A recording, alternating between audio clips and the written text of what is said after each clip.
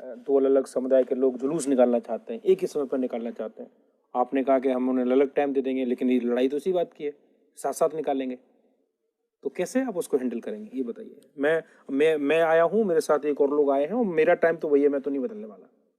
बताइए। और आप उनको कहेंगे कि नहीं सब लोग प्यार से रहिए, तो कहने वाली बात है। मैं तो नहीं मानता कि लोग प्यार से रहते हैं। तो कैसे हैंडल करेंगे आप इस सिचुएशन? सर, अगर वहाँ की मैं डिस्ट्रिक्ट मैनेजर हूँ तो मेरे पास अथॉरिटी है कि मैं उन दोनों को मना भी कर सकती हूँ जुलूस निकालने के लिए। तो यहाँ पे मैं उन्हें पहले एक प्रपोजल दूंगी कि आप लोग इस टाइम पे निकाल लीजिए जिससे लॉ एंड ऑर्डर मेंटेन रहे। बट अगर वो नहीं एग्री करते हैं तो मैं उन्हें मना भी कर सकती हूँ कि आप दोनों को ही फिर परमिशन नहीं दी जाएगी जुलूस निकालने की। जब आप दोनों लोगों को मना करेंगी तो उसमें से एक जो उसका आयोजक है वो वहाँ के जो विधायक हैं उनका भाई है, वो उस कमेटी का चेयरमैन है और वो बहुत प्रभावशाली है, 70 वर्ष से उसकी सीधी पहुंच है और वो आपके पास भी बैठता है।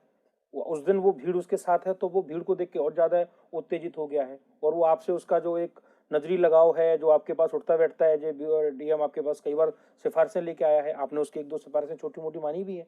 उस दिन वो आपसे ये सिफारिश मनवाना चाह रहा है, विधायक का भाई है, मुख्यमंत्री जी अभी कुछ दिन पहले उसके यहाँ आके गए हैं। बताइए अब आप कैसे मना करेंगे? सर, अगर उससे मेरा कोई कांटेक्ट है या मैं उसको जानती हूँ तो भी एज अ डीएम मुझे सोशल परिप्रेक्ष्य में काम करना होगा। मैं किसी पर्सनल के लिए काम नहीं कर सकती हूँ।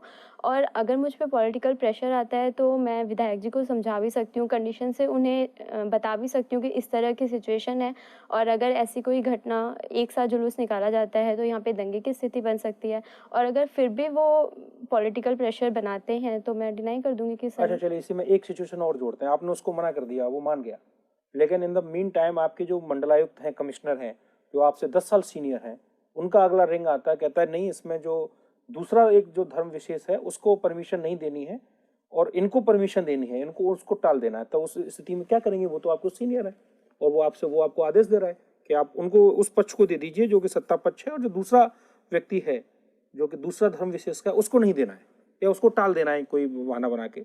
उस स्थिति में आप क्या करेंगे? और वो आपके सीनियर है, इमीडिएट सीनियर है आपके आपके कमिश्नरी में ही बैठते हैं जहाँ पे आप, वो आपकी रोज मीटिंग लेते हैं। सर, पहले मैं उन्हें कंडीशन से अवेयर कराऊंगी और इसके क्या नहीं, वो तो अवेयर है, कॉन्सिक्वेंस। वो तो अवेयर है। आप उन्हें क्या, वो तो आपके सीनियर भी हैं। तो सर, मैं उनसे अपील करूंगी कि वो मुझे रिटर्न में लिख के दें और इसके जो भी कॉन्सिक्वेंसेज होंगे उसकी रिस्पॉन्सिबल फिर मैं नहीं होंगी। मैं उसे उन्हें ऐसा स्पष्ट कर दूंगी। ओके, मतलब आप उन्हें बोल देंगे कि वो लिखित में दें, वो तो नाराज हो जाएंगे, आपकी करेक्टर रोल भी वही लिखेंगे। नहीं नहीं, आप सोच लीजिए, आप मुझे आराम से तसल्ली से जवाब दीजिए।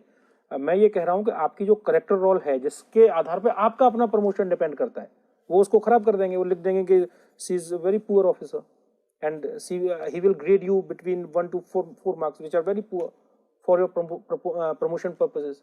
Then what exactly will you do in that situation? Sir, मैं यही करूंगी, मैं उनसे रिटर्न में लिखने को दूंगी और जो भी कॉन्सिक्वेंसेज होंगे उसके रिस्पॉन्सिबल फिर वही होंगे। और जो मेरा फीडबैक है ये मेरे काम पे डिपेंड करता है।